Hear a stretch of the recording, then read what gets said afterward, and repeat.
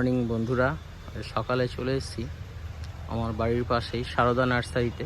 সেখানে আমি প্রায় 3 বছর আগে দুটো অর্কিড মাউন্ট করেছিলাম। মাঝে একবার আপডেট দিয়েছিলাম আপনাদেরকে, আর একবার দিচ্ছি। দেখুন, আম গাছে এটা সেট করেছিলাম, কত সুন্দর মাউন্ট হয়ে গেছে। গাছের হেলথ দেখুন, দাদাকে এক্সট্রা করে কোনো কেয়ার করতে হয় না, কোনো খাবারও প্রয়োজন হয় না।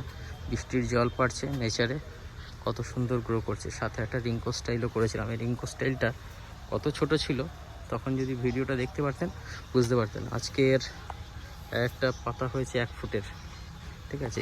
এইখানটায় ছিল গাছটা, ঠিক এইখানটায়, ঠিক আছে। সেই গাছটা 3 বছরে দেখুন কত বড় হয়েছে, আর রুট দেখুন কোথায় কোথায় চলে গেছে।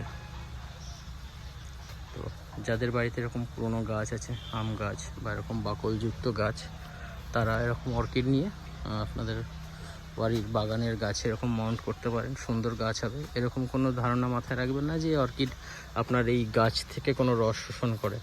অর্কিডের এই রুটগুলো যে দেখছেন, এটা শুধুমাত্র এয়ার থেকে বা এই ছালে যে জলটা থাকে, সেই জলটা থেকেই বা বৃষ্টির জল থেকে ওরা খাবারটা নেয়। আর হাওয়া থেকে, এই যে এরিয়াল রুট বেরিয়েছে, হাওয়া থেকে, বাতাস থেকে ওর খাবারটা গ্রহণ করে। তো সুতরাং এরকম কোনো ব্যাপার নেই যে ও হোস্ট যে গাছ আছে সেই গাছকে মেরে ফেলবে বা ওর থেকে খাবারটা নিয়ে নিচ্ছে, এরকম কোনো ব্যাপার নেই। এই নিজের খাবার আলাদাই তৈরি করে। দেখতে পাচ্ছেন গাছের কন্ডিশন। আজকে 2025-এর সেপ্টেম্বরে লাস্ট ভিডিওটা চেষ্টা করবো আমি লিঙ্কটা আমার ভিডিওতে দিয়ে দিতে, তাহলে বুঝতে পারবেন। ধন্যবাদ সকলকে। আশা করি দুটোতেই এবছরই ফুল আসবে। তাকে বললাম একটু খাবারের দিয়ে দিতে, স্প্রে করে, আলাদা করে কোনো খাবার স্প্রে করা হয় না বলে ফুল আসেনি। আর আলোটা একটুখানি কম আছে, বুঝলেন, উপরে যে প্রচণ্ড ছাওয়া, তো আলোটা কম আছে, যার জন্য আরও খাবার দিলে এবার ফুলটা চলে আসবে এতে।